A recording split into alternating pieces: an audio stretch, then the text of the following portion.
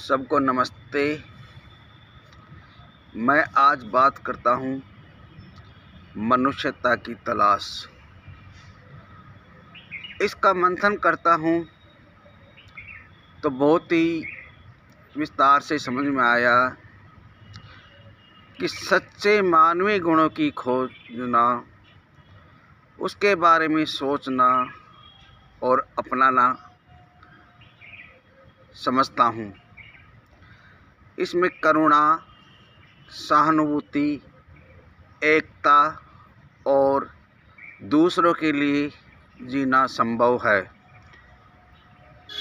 हमें स्वार्थहीनता को त्यागना है और परोपकारिता को अपनाना है। हमें दूसरों के लिए जीना है, वही असली जीना है। सच्चा मनुष्य वही है जो दूसरों के लिए जिए। सच्चा मनुष्य वही है जो दूसरों के लिए जिए, उनके कष्टों को दूर करे, सुख दुख में साथ दे।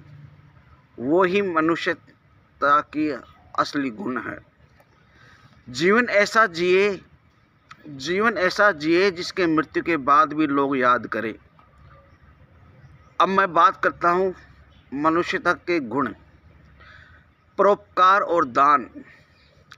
हमें दूसरों की भलाई करना चाहिए और जो लोग मुसीबत में फंसे हैं उनकी श्रद्धा अनुसार मदद करनी चाहिए।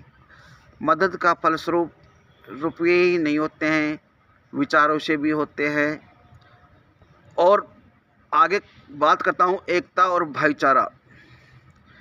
आजकल मैं देखता हूँ कि परिवारों में भाइयों में नहीं बनती हैं, लड़ाई झगड़े होते हैं। इसका मैं खंडन करता हूँ। हमें प्रेम और सद्भाव रखना होगा। जैसे दधीची और कर्ण ने दूसरों के लिए भलाई किया था, अपना सब कुछ न्यौछावर कर दिया था। हमें ऊंच नीच का भेदभाव नहीं रखना चाहिए। दूसरों के प्रति सहानुभूति और करुणा, सुख दुख को समझना चाहिए और जितनी भी इच्छा हो उसकी मदद करनी चाहिए। दूसरे के प्रति करुणा भावना रखे और हमें निस्वार्थ